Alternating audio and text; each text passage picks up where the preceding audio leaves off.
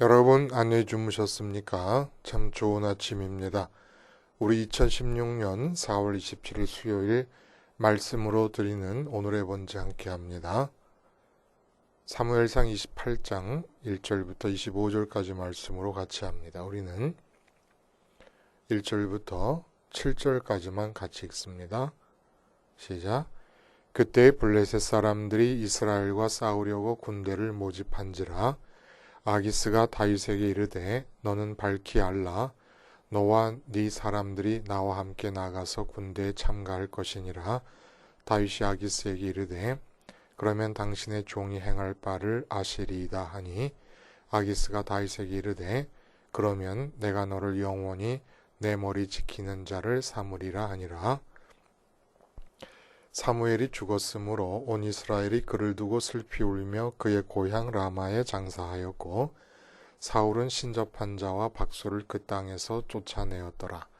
블레셋 사람들이 모여 수넴에 이르러 진침해 사울이 온 이스라엘을 모아 길보아에 진쳤더니 사울이 블레셋 사람들의 군대를 보고 두려워서 그의 마음이 크게 떨린지라. 사울이 여호와께 묻자오되 여호와께서 꿈으로도 우림으로도 선지자로도 그에게 대답하지 아니하시므로 사울이 그의 신하들에게 이르되 나를 위하여 신접한 여인을 찾으라. 내가 그리로 가서 그에게 물으리라 하니 그의 신하들이 그에게 이르되 보소서 엔돌에 신접한 여인이 있나이다. 네, 오늘 우리가 함께 읽은 말씀 중심으로 밀려남의 축복과 버티기의 저주라는 제목의 하나님 말씀 증거합니다. 밀려남의 축복과 버티기의 저주, 이것은 어제 우리가 말씀을 나눈 것의 연장선상에서 계속 오늘의 본문을 보는 겁니다. 밀려난다는 것은 그 누구도 아닌 나 자신의 삶에서 내가 밀려나는 것이고, 버티기라는 것은 그 누구도 아닌 나의 삶에서 내가 버티는데 밀려나는 것이 축복이고, 굳세게 버티고 잘 버티는 것이 결국은 저주로 귀결이 된다라는 내용입니다. 이러한 내용을 우리가 쉽게 이해하기 위해서 하나의 비유적인 사건을 한번 들어본다면, 그 영국을 향해 나폴레옹이 내렸던 대륙 봉쇄령, 그러니까 대륙과의 모든 교역을 단절시킴으로써 영국을 고립 상태로 빠뜨리기 위한 것이 대륙 봉쇄령 아닙니까? 근데 러시아의 알렉산드리아 1세가 이것을 어기고 공물을 수출을 하게 됩니다. 그래서 이제 나폴레옹이 러시아 원정을 계획하고 실행에 옮기는 거예요. 무려 60만 명의 대군을 구성을 하게 됩니다. 그래갖고 러시아로 진격해 들어가는데 나폴레옹의 입장이 아니라 러시아의 입장에서 이 러시아 원정을 한번 회고를 해보면 러시아 사람들이 일부러 계속 밀려납니다. 60만 대군으로 러시아 원정길에 오른 나폴레옹은 오직 3주분의 군사물자와 식량만 지니고 원정길에 올랐어요.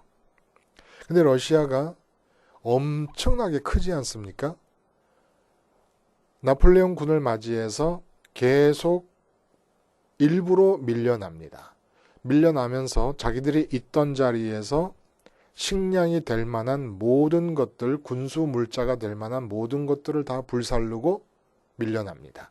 계속 모스크바 쪽을 향해 밀려나다가 모스크바 인근에서 처음으로 러시아와 싸워서 러시아군 5만 명을 죽이고 프랑스는 3만 명이 죽습니다. 그러니까 러시아에 대해서 이긴 거죠. 그리고 모스크바까지 진군을 하는데 모스크바까지 들어올 동안에 러시아군은 계속해서 질서정연하게 밀려납니다. 모스크바에 딱 들어왔는데 도시가 완전히 비어버린 거예요. 아무것도 없어요. 텅 빈 도시. 모스크바를 점령하면 그 모스크바 러시아의 황제가 항복 문서를 들고 쫓아와서 봐달라고 그럴 줄 알았는데 어떤 협정에도 임하지 않을 뿐만 아니라 모스크바 전체가 텅 빈 상태가 됩니다. 그리고 겨울이 찾아오는 거예요. 군수 물자를 조달할 수가 없고 식량을 조달할 수가 없게 됩니다. 그래서 일찍 찾아온 겨울을 피해서 퇴각하는데 그 긴 여정 동안에 끊임없는 러시아군의 공격을 받게 됩니다. 그래서 60만이 갔다가 40만 명이 포로로 잡히고 40만 명이 죽고 10만 명이 포로로 잡히고 살아 돌아온 자가 몇 명이 안 된다는 거예요. 참 엄청난 일이었죠. 그리고 나서 나폴레옹이 한 얘기가 여러분 뭔지 아십니까? 이 러시아와의 싸움에서 지고 나서야 내가 러시아가 넓다는 것을 실감했다라고 말을 했다는 거예요. 응?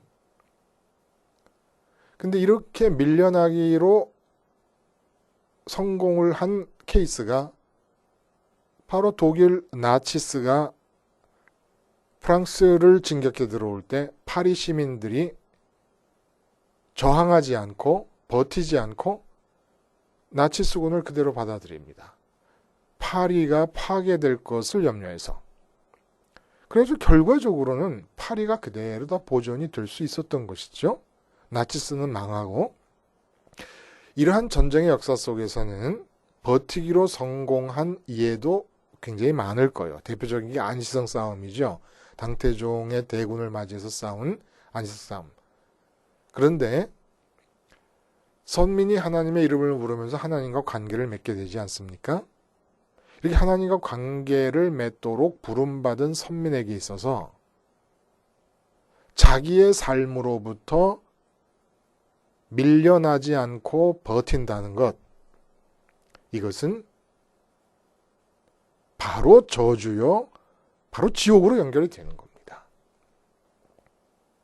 그 얘기가 오늘 우리가 읽지 않은 부분에 어떻게 나오느냐면은 유명한 얘기들이 담겨져 있는 본문이에요. 사울이 신접한 자를 찾아가서 사무엘의 영을 불러달라 그래서 지하세계에서 올라온 사무엘의 영이 본문엔 그렇게 기록되어 있습니다. 진짜 사무엘의 영이 아닌데, 근데 그 사무엘의 영, 가짜 사무엘의 영이 사울에게 19절에 보면은 여호와께서 이스라엘을 너와 함께 블레셋 사람들의 손에 넘기리니 내일 너와 네 아들들이 나와 함께 있으리라. 그러니까 죽게 될 것이라. 여호와께서 이스라엘 군대를 블레셋 사람들의 손에 넘기시리라 하는지라 사울이 갑자기 땅에 완전히 엎드러지니 이는 사무엘의 말로 말미암아 심히 두려워하며 또 그의 기력이 다하였다라는 얘기를 합니다. 연민이 느껴지지 않습니까, 여러분? 사울 왕에 대해서 연겁 후 계속해서 사울의 왕위가 끊어질 것이고 가문이 멸망할 것이라고 하는 얘기를 계속 듣습니다. 그러나 버팁니다. 버티고 버텼습니다. 그리고 이제 자기의 목숨과 자기 아들들의 목숨을 다 잃게 되고 이스라엘 백성들이 패전을 경험하게 될 블레셋과의 마지막 전투를 앞두고 그대로 예언을 받게 됩니다. 저주의 예언을 받게 됩니다. 그리고 그 자리에서 무너져 내립니다. 더 이상 버틸 힘이 없는 거예요.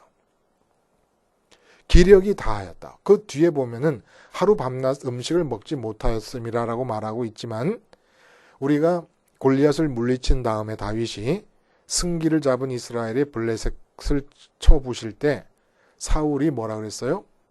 음식을 먹지 말라라고 하는 금식 선포령을 내렸습니다. 그리고 전쟁에 임했던 거예요. 하루 밤낮을 못 먹었다고 이렇게 쓰러질 정도가 된다는 것은 이해가 안 가지요. 주저앉은 거예요. 풀썩 주저앉은 거예요. 마음의 기력이 완전히 고갈돼 버린 것입니다. 버티다 버티다. 자, 오늘 본문이 그래서 우리가 앞부분에서 읽었던 다윗의 얘기가 나와요. 그리고 사울의 얘기가 이렇게 나와서 다윗은 자기의 삶인데 자기가 밀려나는 사람의 아주 전형적인 대표고, 사울은 자기의 삶이니까 자기가 버틴 사람의 전형적인 대표적 예입니다. 이 두 사람의 얘기를 통해서 우리에게 말씀을 주시는 거예요. 어떤 말씀? 내 삶인데 내가 내 삶에서 밀려나는 것이 얼마나 큰 축복이고, 내 삶인데 내가 내 삶에서 버티다가 결국은 저주로 들어가게 된다라고 하는 것이 얼마나 무서운 일인가라는 것을 보여주는 겁니다. 다윗이 난국에 처하게 됩니다. 근데 그 난국에 처하게 된 상황 자체는 내일 자세하게 얘기를 하게 될 것이에요. 오늘 중요한 것은 다윗이 지금 블레셋 사람의 지경 속에서 머물고 있다라고 하는 사실을 부각시키는 겁니다. 근데 이스라엘과 전쟁을 하게 되는데 블레셋에 있는 다윗으로서 이스라엘과 전쟁을 치르게 되는 것이 영적으로 어떤 의미가 있는 것인가, 치르는 것이 아니라 치르게 될 위기에 처하게 된 것이 어떤 의미를 갖는 것인가는 내일 우리가 살펴봅니다만은, 중요한 것은 블레셋에 있다는 거예요. 블레셋에 있다는 것은 다윗이 자기의 고향이고 자기가 앞으로 소명을 받아서 다스리게 될 선민의 나라 이스라엘, 할례 받은 자의 의식이 누구보다도 강한, 선민의식이 누구보다도 강한 다윗이 선민의 나라 영내에서 밀려나 있는 상태를 얘기하고 있는 겁니다. 근데 이렇게 밀려나게 된 이유가 뭡니까? 자기를 죽이려는 사울 왕에 대해서 손을 쓸 수 없는 상태였어요. 왜 손을 못 씁니까? 자기를 죽이려는 사울 왕이 하나님에 의해서 기름 부음을 받았기 때문입니다. 그러니까 사울 왕이 살아서 눈이 시퍼렇게 살아가지고 자기를 죽이려고 하는 것은 하나님이 기름 부음 받은, 하나님이 기름을 부은 사울 왕이 그렇게 하고 있는 것이기 때문에 다윗으로서는 살아계신 하나님을 인정하는 한 사울에게 손을 쓸 수가 없고 대적할 수가 없고, 사울에게 대적할 수 없는 한 밀려날 수밖에 없는 겁니다. 그러니까 다윗이 밀려나게 되는 것은 다름이 아니라 이 세상 그 어느 무엇보다 그 누구보다 하나님을 마음으로 제일 먼저 모셔드렸다는 이유 때문에 자기의 고향과 나라로부터 밀려난 것이에요. 이것이 뜻하는 바가 도대체 뭐냐? 그것이 바로 하나님의 살아계심, 하나님이 살아계셔서 인격적으로 내 삶을 아시고 내 삶에 대해서 하나님이 살아계시니까 생각하시고 살아계시니까 내 삶을 이끄신다는 것을 믿으면 나는 내 삶에서 밀려날 수밖에 없다는 것이고, 이것이 바로 복음이, 십자가 복음이 또한 우리에게 약속해주는 축복이라는 겁니다. 밀려나는 것이 축복이라는, 내 삶에서 밀려나는 것. 이걸 좀 더 자세히 말해보자면 이런 거예요. 우리 마음에 받아들이는 대상 중에서 가장 보편적으로 사람들이 제일 먼저 받아들이게 되는 것이, 예수님께서도 하나님의 라이벌로 재물을 드신 것처럼 돈이라고 한다면, 이 돈에 대한 게, 만약에 하나님이 돈보다 먼저 들어오시면 하나님은 인격적으로 살아계십니다. 인격적으로 살아계신다는 건 생각하신다는 거예요. 판단하시고 계획하신다는 겁니다. 그러면 하나님이 먼저 들어오시게 되면 내가 돈을 벌어야 되잖아요. 그래야 사는 거니까. 돈 버는 일에 대해서 하나님의 생각을 인정하게 되고, 그러면 돈 버는 일에 대해서 내 생각은 밀려나게 됩니다.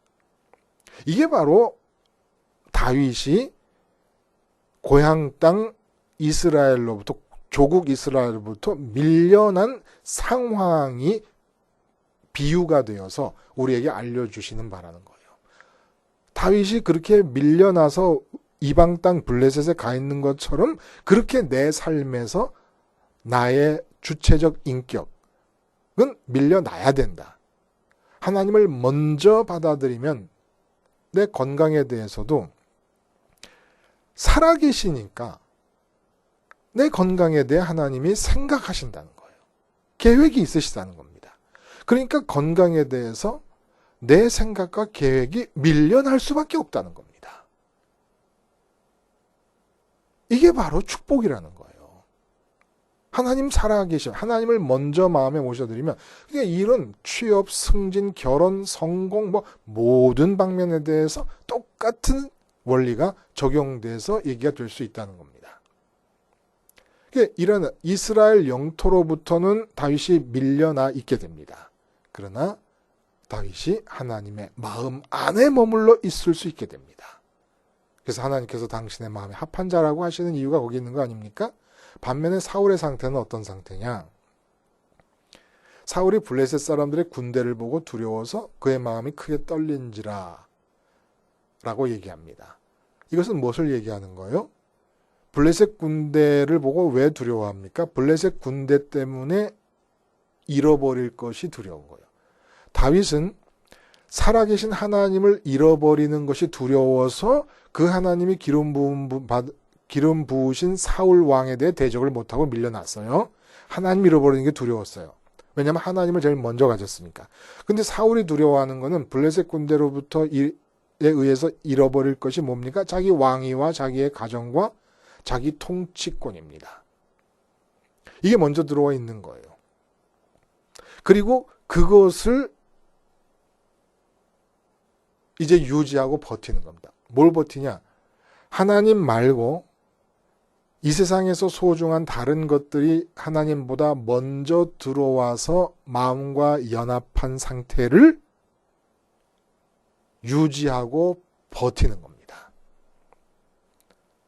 이러면 어떤 일이 벌어지느냐 하면 내가 내 삶에 대해서 버티기로 들어가기 시작하면 하나님이 밀려납니다. 내 삶으로부터 하나님이 살아계신 하나님의 생각이 밀려나고 하나님의 판단이 밀려나고 하나님의 계획이 밀려납니다. 그래서 그 6절에 보면 우리가 읽은 부분에서 아무리 하나님께 블레셋과의 전쟁에 대한 하나님의 생각을 구해도 생각이 주어지지 않는, 하나님의 뜻이 주어지지 않는 겁니다. 이건 어떤 것이냐 하면은 내가 하나님보다 먼저 내 왕위를 붙잡고 있고 내 건강을 붙잡고 있고 내 집안의 안녕을 붙잡고 있습니다. 그래서 내 마음이 그것과 연합해요. 그리고 그 연합된 상태를 유지하고 그리고 버텨나갑니다. 그 순간에 하나님은 밀려나가신 거예요. 하나님이 밀려나가셨습니다. 내가 내 삶의 중앙에 서 있어요. 내 주체가, 내 생각이. 그래 놓고 하나님의 생각을 구하니까 하나님이 생각을 주시지 않으시는 거예요. 당신의 뜻을 알려주시지 않습니다. 왜? 이런 일이 왜 시작된 거예요? 아멜렉과의 전쟁에서 진멸하라는 하나님의 명령을 어기고 양과 소의 좋은 것들을 결국 우리식으로 말하면 재물이에요.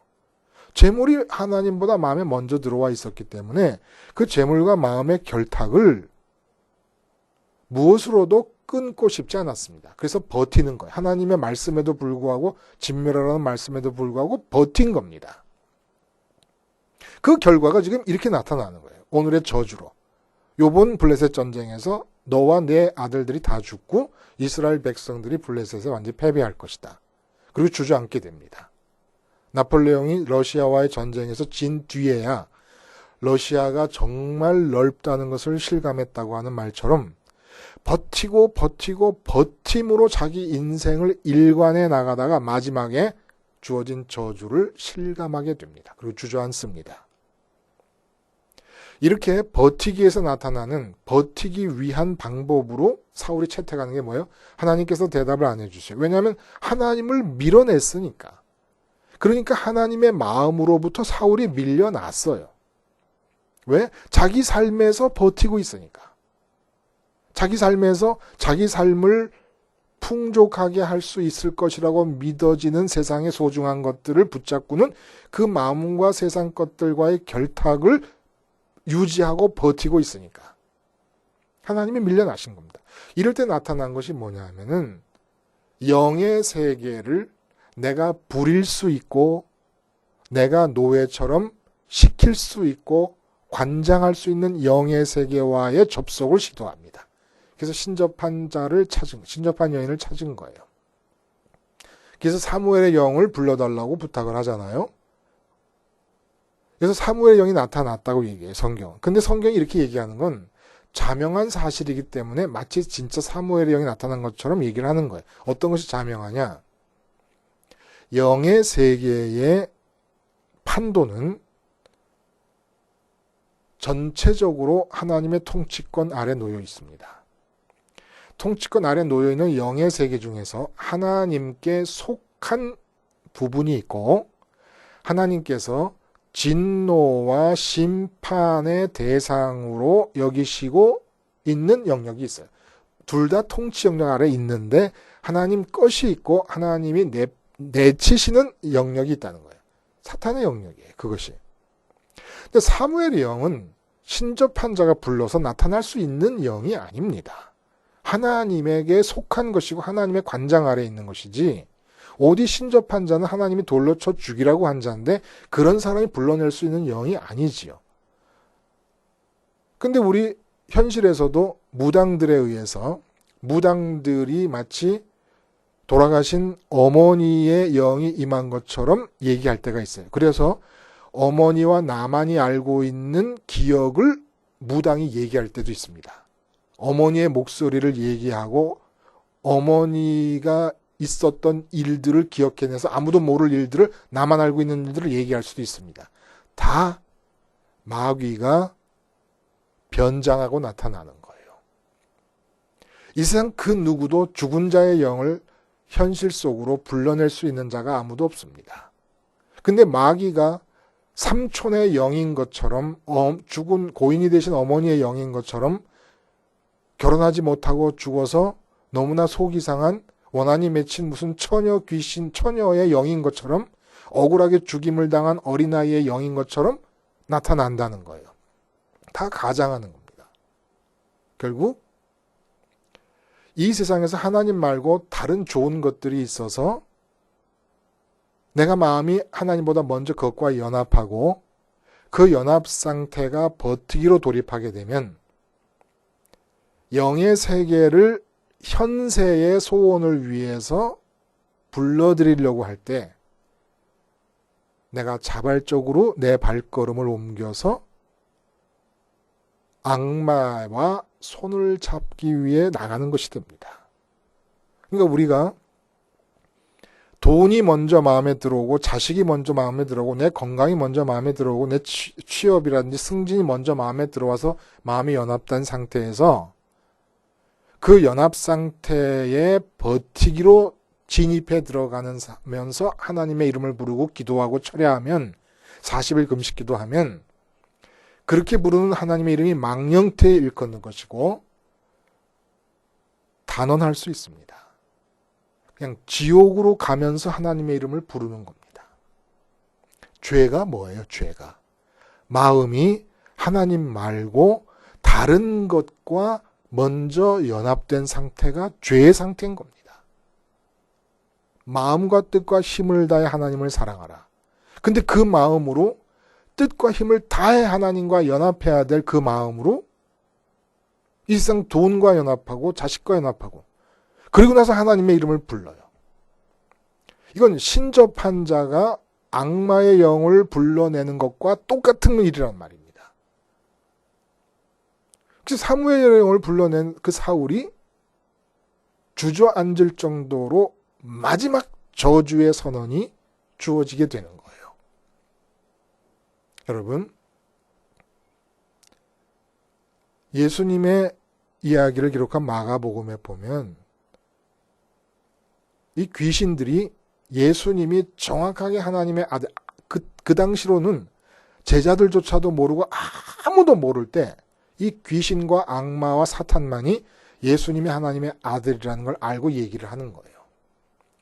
그러니까 무당이 삼촌의 영이 씌우고 뭐 어머니의 영이 씌우고 뭐 돌아가신 할아버지의 영이 씌우고 해서 우리가 알 수 없는 모든 일을 다 얘기하는 게 얼마든지 가능하다는 겁니다. 영의 세계에 있기 때문에 영의 세계에서의 팩트를 사탄이 이용해서 얘기할 수 있다는 거예요. 삼춘으로 가장돼가지고 사무엘로 가장해가지고 현혹되지 마세요. 이것이 꼭 이렇게 영의 세계가 아니더라도 하여간 하나님보다 먼저 붙잡은 이 마음의 연합 상태를 유지하기 위하여 버티려고. 돈이 그렇게 안 벌리면 돈 벌지 말아야 될 거 아니에요? 돈 벌려는 시도를 중지해야 될 거 아닙니까?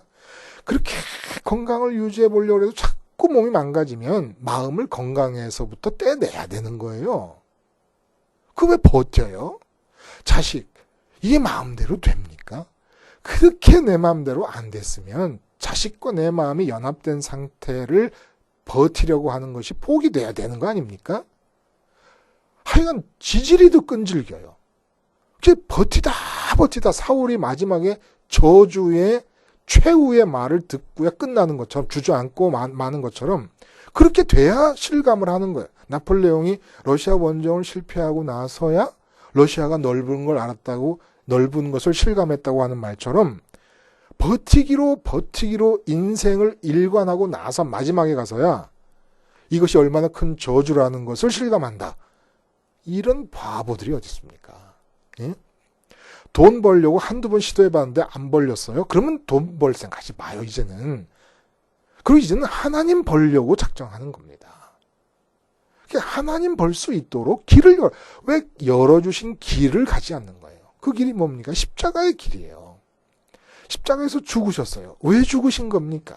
예? 우리가 버티고 싶어하는 상태, 하나님 말고 다른 것과 연합된 그 상태를 죽이는 게 십자가 아닙니까? 괜히 내가 왜 죽어요? 왜? 멀쩡한 내가.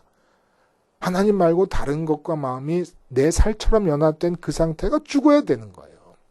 그렇게 주님의 십자가에서 나의 죽음으로 고백하면 주님이 부활하십니다. 그럼 부활했다는 건 뭘 뜻해요? 이제는 하나님하고만 연합을 하겠습니다. 라는 거예요. 하나님하고만 연합해서 십자가를 계속 생활하면서 죽어요. 죽으면 어떻게 되느냐? 돈에 관한 내 생각이 밀려나는 거예요. 내가 돈을 벌어야 되는 일인데 내 생각이 밀려나요. 내가 자식을 키워야 되는 일인데 내 생각이 밀려나요. 자식 키우는 일에서. 내가 내 사업을 해야 되는 일인데 내 사업장에서 내 생각이 밀려나는 거예요. 이게 축복이라는 겁니다. 왜 축복이에요? 왜? 하나님의 살아계신 그분의 생각이 내 삶을, 내 자식을, 내 돈 문제를, 내 사업 문제를, 내 건강 문제를 붙들어 주시니까. 내 몸 문제도 마찬가지예요. 몸을 붙들어서 순교를 당하게 됐다. 그건 상관할 바가 아닌 거예요. 하나님의 뜻대로 순교가 되면 상이 큰 거지요. 응? 죽든지 살든지 내가 버티기를 끝내고 십자가에서 죽음으로 버티기를 끝내고 밀려나면 이제는 하나님의 일이니까 나를 순교 현장에 데려다 놓으시든지 세상에서 대통령이 되게 하시든지 상관하지 말라는 거예요. 지금 다윗이 그 길을 걸어가고 있는 겁니다. 다윗이. 삶을 버티고 있어요. 저주로 가는 것입니다. 버티려는 것 자체가 저주예요. 내 삶에 대해서 내가 버티려는 것 자체가 저주예요. 왜? 이미 마음 안에 죄악의 뿌리가 되는 하나님 말고 다른 것과의 연합이 이루어지고 있기 때문에 십자가를 생활화할 수밖에 없습니다. 그래서 밀려남의 축복을 누리시고 버티기의 저주를 능히 퇴치하실 수 있기를 바랍니다. 기도하시겠습니다. 하나님 아버지, 십자가 생활화로 밀려남의 축복을 누리고 버티기의 저주를 발로 차며 살 수 있게 해 주시옵소서. 예수님의 이름으로 기도하옵나이다. 아멘.